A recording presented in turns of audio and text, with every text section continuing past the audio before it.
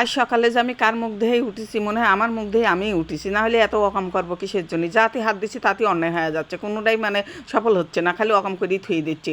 এই যে এত দামি মিষ্টি কুমড়া, এত টাকা দিয়ে মিষ্টি কুমড়া কিনেছি, আর মিষ্টি কুমড়া গোটায় ফেলা দিয়ে লাগছে। আর এই যে মাছ কিনছি, তাজা মাছ, কিন্তু তাজা মাছ কুটি মুটি এই যে এমন ধোয়া ধুইছি যে মাছের মানে লারি ভুড়ি সব বাই করে ফেলাইছি, কাটা কাটা হয়ে গেছে। পুঁটি মাছ দিয়ে মিষ্টি কুমড়া খাবো তা তো আর পাইলাম না, যে মিষ্টি কুমড়া গোটায় ফেলা দিলাম, আর মাছগুলো তো যে পচা ফেলাইছি। আপনারা তো ভাববেন যে মনে হয় পচা মাছ, কিন্তু পচা মাছ না, ধুতে ধুতে আমি যে পেট খুলে ফেলাইছি।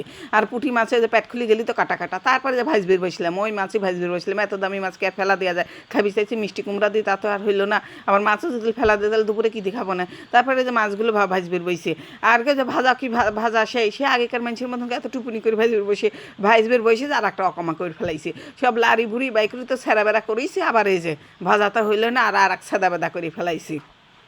যাই হোক, ওই কটা তুলি ফেলাইলাম, খায়ালি আবার যে কটা ভালো ছিল সে কটা ভাজলাম।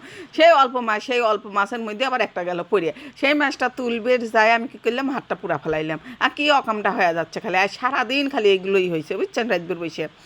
তারপরে যে পেঁয়াজ মরিচ দিয়ে দিলাম, আর মিষ্টি কুমড়া তো ফেলা দিলাম। এখন কী করবো, এনে যে বেগুন কেটে লিছি, বেগুন দিয়ে মাছগুলি একটু ভুনা করবো, ঝোল ঝোল করবো। ভাত তো খাওয়া লাগবে, তাই না? দেখেন তো কী করবির ইচ্ছে করে, তরকারিই নাই, ওই অল্প কটা দুটি বেগুনি ছিল, দুটি বেগুনি কাটিয়ে দিচ্ছি। মাসের শেষ, টাকা পয়সা কিচ্ছু নাই, ওই বেগুনি আবার পড়ে যাচ্ছে। আমি কী করবো, ফেলা দেওয়া যায় বেগুন, সেটা আবার ধুই আবার ওই তরকারির ভিতর দিয়ে দিলাম। আমি আবার অপচয় আবার পছন্দ করি না। তারপরে এই যে মাছটা কষানো হয়ে গেছে, মাছগুলো দিয়ে দিচ্ছি, একটু জিরে গুঁড়ি দিয়ে দিচ্ছি, আর জিরে গুঁড়ি না দিলে তো একটু ভালো লাগবি লাই। তারপর একটু লবণ চাকবি যাই, আবার ঠোঁট পুরালিছি, বুঝছেন, লবণ চাকাটাও যাবি লাই, আমার লবণ চাকবির বয়সে আমি ঠোঁট পুরালিছি, এত সিরিজযুক্ত। তারপরে যে ক্যাটকুট আছে, ক্যাটকুট তো আবার ওই কাটালা মাছ খাবির পারবি না, তার জন্য একটু গোস্ত বাই করছি, মুরগির গোস্ত, সেটা যে বাই করে যে আলু ভাজি লিচ্ছি, তারপরে যে মাংসটা একটু ভাজি লিচ্ছি। সব যে কয় সত্যি কথাই কয় যে আমার দ্বারা বলে কিচ্ছু হবিলে, আমার বলে সিরিযুক্তা কিচ্ছু নাই। তো আসলে ঠিকই কথা, আমার দ্বারাই কিচ্ছু বলে, আমার সিরিযুক্তা কিচ্ছু নাই, আমার কোনো কিছুরই সিরিযুক্তা নাই, কাজ করার কোনো সিরিই নেই। আমার মা যে আমার গাইল পারে যে ঠিকই যে কাম শিখিস না, যে আসলে এখানে যে মা নাই, একদিন এখান বুঝতেছি কাম না শিখে কি একটা ভুল করেছি, বুঝছেন। আর এই যে আলু আর মাংস একসাথে ভাজি নিয়ে তারপরে যে সব ময় মশলা দিয়ে দিচ্ছে এখানে। আর মাংস রান্না করতে যা যা ময় মশলা লাগে সেটা তো জানেনি, আর কি করবো।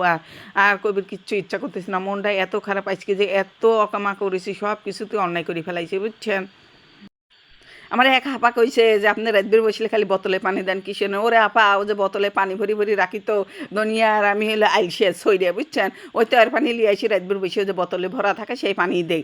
ওই জন্যে আপনারা ওই যে কন খালি যে বোতলে পানি দেন, কিসে বোতলে পানি? আমি হলো দুনিয়ার সরি। আমার মা কত কয় যে টাঙ্কি থেকে পানি না লিয়ে বোতলে পানি লিয়ে যায়, তয়ের পানি লিয়ে যায়। কই গে মা, কই গে মা, এই তো কয়, আর তো কেউ কয় না।